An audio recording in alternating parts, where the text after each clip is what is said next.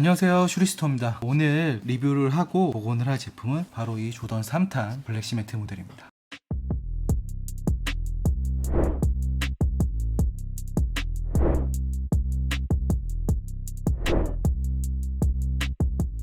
이 블랙 시멘트 같은 경우 참 레트로가 많이 되었는데 1988년 처음 출시가 되었고 1994년, 2001년, 2008년, 2011년 그리고 가장 최근에 발매된 게 2018년. 하지만 2008년하고 2011년 모델은 점프맨이 달려있는 모델이었어요. 그래서 이 나이키 수시가 박힌 오지 모델로 출시된 게 2018년이 가장 최근에 발매되었죠. 한때는 조던 1보다 조던 3, 4탄이 더 인기가 많았어요. 그 중에서도 슬램, 블랙 시멘트, 위저드 이 세 가지 모델이 가장 인기가 많았죠. 근데 하지만 이제는 찾는 사람만 찾는, 그리고 저 같은 아재들만 좋아하는 모델이에요. 어차피 유행은 돌고 돌기 때문에 아마 언젠가는 조던 3탄과 4탄이 다시 한번 전성기가 오지 않을까. 농구화 치고는 발목 높이가 낮아요. 그래서 신고 벗을 때 되게 좋거든요. 그리고 전체적인 실루엣이 튀지 않고 무난한, 그럼에도 조던이고. 저 같은 경우도 3탄을 좀 많이 가지고 있는 편이긴 해요. 그래서 오늘 접수된 모델은 2001년 오지 모델입니다. 최근에 오지 모델 출시된 게 2018년이었는데 2015년 정도까지만 되더라도 요 2001년 오지 모델 같은 경우는 매물도 찾아볼 수도 없었고 리셀가도 엄청 비쌌어요. 근데 2011년 점프맨 모델이 상태 좋은 거는 3, 40만 원 정도 거래가 됐거든요. 근데 지금은 정가에 구할 수 있죠. 참 행복한 때죠. 지금은 본격적인 리뷰에 앞서서 2001년과 2018년 버전이 어떻게 다른가 비교하면서 리뷰를 하는 시간을 갖도록 하겠습니다. 이쪽이 2018년 모델이고 이쪽이 2001년. 딱 겉으로 봤을 때는 그렇게 큰 차이는 없어 보이지만 그 디테일한 부분들이 약간씩 차이가 나요. 가장 먼저 텅 부분의 점프맨 모양. 2001년 제품 같은 경우 예전에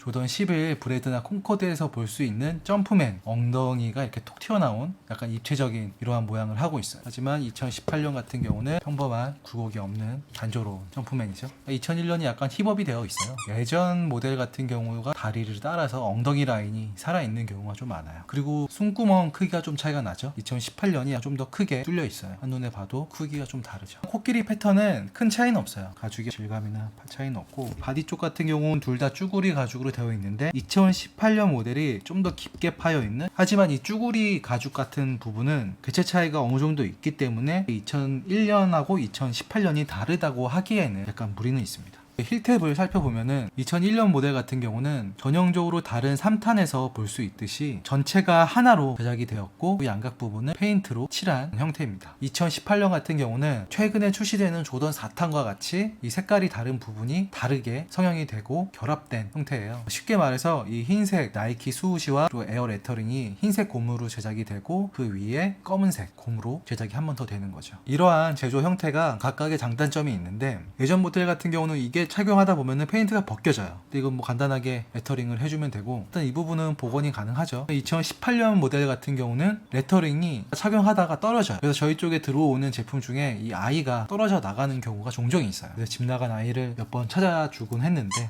그래서 2018년 버전을 가지고 계시는 분들이라면은 이 신발을 신고 벗을 때 이런 식으로 발로만 이렇게 밀어서 신고 착용하는 행동은 조금 자제를 해주셔야 돼요. 이런 거 다 떨어지게 돼요.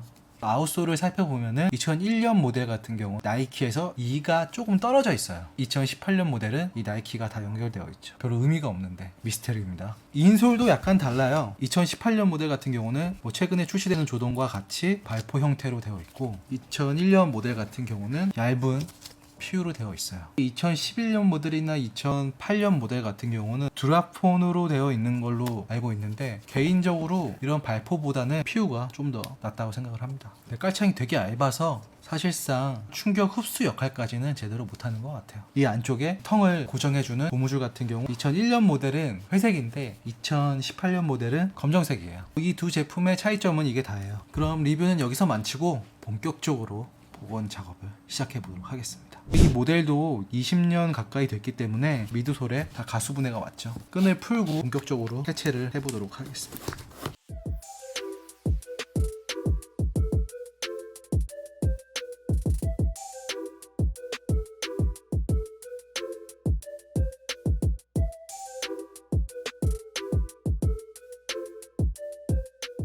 이번 접수된 모델 같은 경우는 다행히 2001년 모델임에도 불구하고 이 힐탭이 경화가 오지 않았어요. 보통 조던 3탄이나 4탄의 2000년 정도의 제품 같은 경우는 이 힐탭이 경화가 와가지고 이렇게 누르면은 갈라지게 돼요. 근데 이 제품 같은 경우는 보관을 잘 하셔서 그런지 다행히 그런 증상은 없습니다. 그리고 리뷰 영상에서 빠뜨린 게 있는데 2001년 모델하고 2018년 모델하고 모델 번호가 달라요. 이렇게 신발 바닥면을 보면은 모델 번호와 사이즈와 뭐 오른쪽 신발이라는 표시가 되어 있죠. 그리고 또 가이드라인이 되어 있어서 센터를 맞춰주죠. 접착면들이 다 샌딩이 되어 있고 미드솔은 이렇게 처참하게 다 가수분해가 된 상태입니다. 또 이렇게 온전한 상태의 에어를 꺼내보긴 처음입니다. 이게 2018년 모델도 이러한 모양으로 되어 있는지 뜯어봐야 알겠네요. 그리고 앞쪽에도 이런 모양의 에어가 삽입되어 있네요. 원래 이쪽에는 뭐 이렇게 사이즈나 부품 번호나 알 수 없는 일련 번호들이 적혀 있는데 가수분해로 인해서 확인할 수가 없습니다.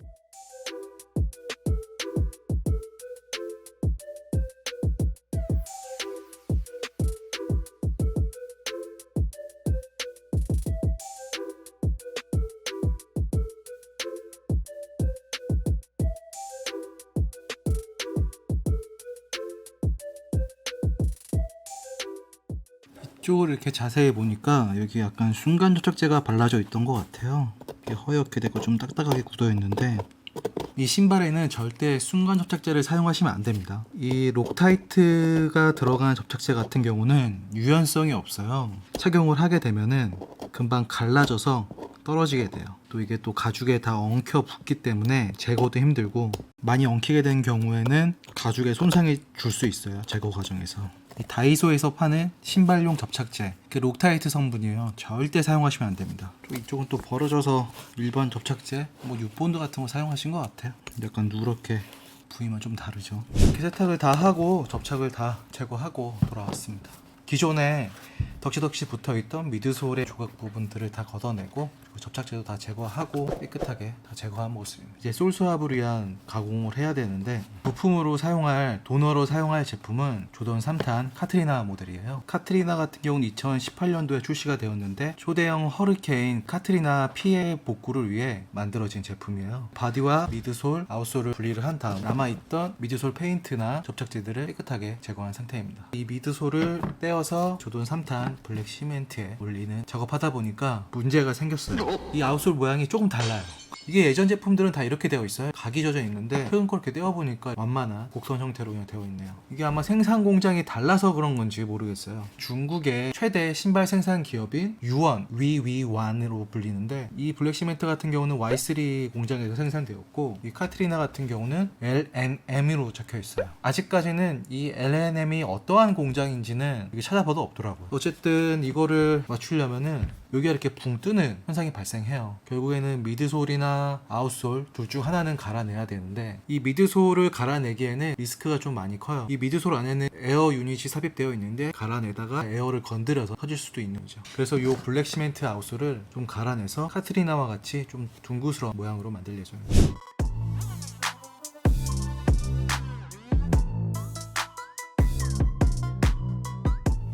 아웃솔을 갈아가지고 어느 정도는 다 맞췄어요. 딱 대봐도 유격이 많이 없어진 모양이죠. 이제 미드솔은 부색을 해야 되고 아웃솔은 아코 쪽에 약간의 변색이 있어서 부색을 하는 동안 변색 복원을 좀 진행을 해보도록 하겠습니다.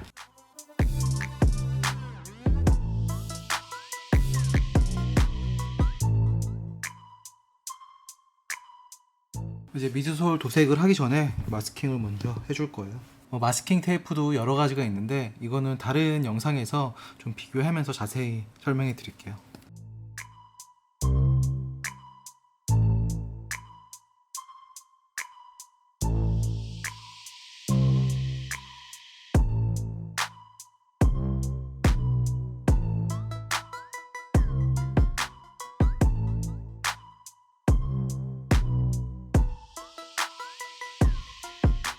도색하는 방식은 프라이머리 도색을 하고 에어브러쉬로 분사를 하고 완전히 건조된 후에 3차 도색 진행을 합니다. 프라이머리 도색을 먼저 할게요. 페인트를 2번 정도 얇게 바른 다음에 이 실러를 처리해서 이 다음 도색이 좀 더 잘 먹고 좀 더 외부 충격에 강하도록 처리를 하는 거예요.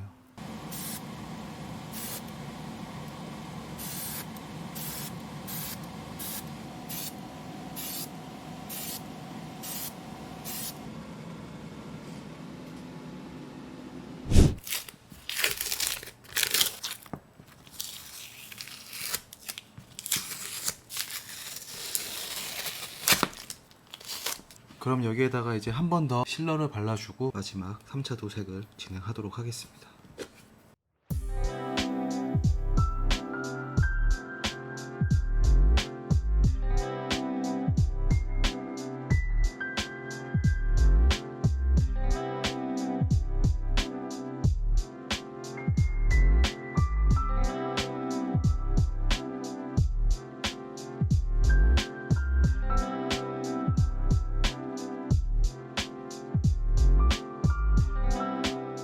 블랙 시멘트 미드솔 색상에 맞게 이 부분을 검정색으로 칠해줘야겠죠. 보통 뭐 파이어레드나 트루블루 같이 이러한 색상들은 여러 번 칠을 해야 되기 때문에 완전히 건조가 끝난 후에 마스킹 작업을 또 하고 에어브러쉬로 뿌려요. 하지만 블랙 같은 경우는 도색이 좀 간편한 편이기 때문에 그냥 이 위에다가 붓으로 라인을 그려주도록 하겠습니다.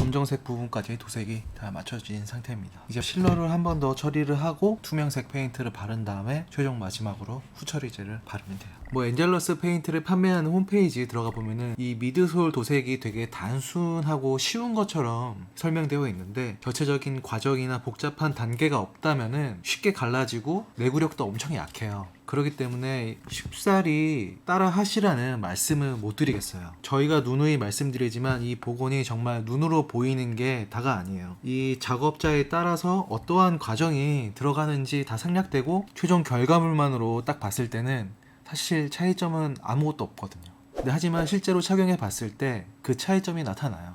그렇기 때문에 항상 이 복원 같은 경우는 이 노하우가 없는 업체에다가는 안 맡기시는 게 좋아요.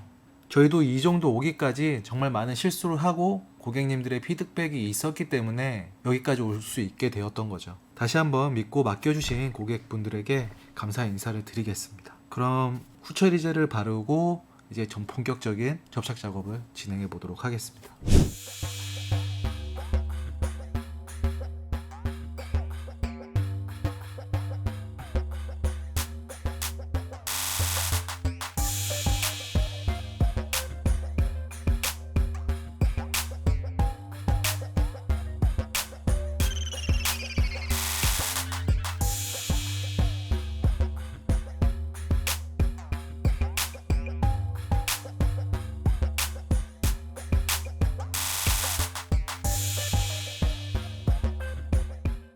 접착과 앞코 재봉을 마무리하고 복원을 드디어 완료하였습니다.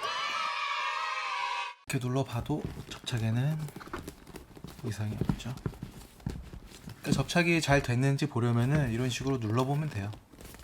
눌러보고 벌어지는 부위가 있는지 한 번씩 체크를 해보시는 게 좋습니다.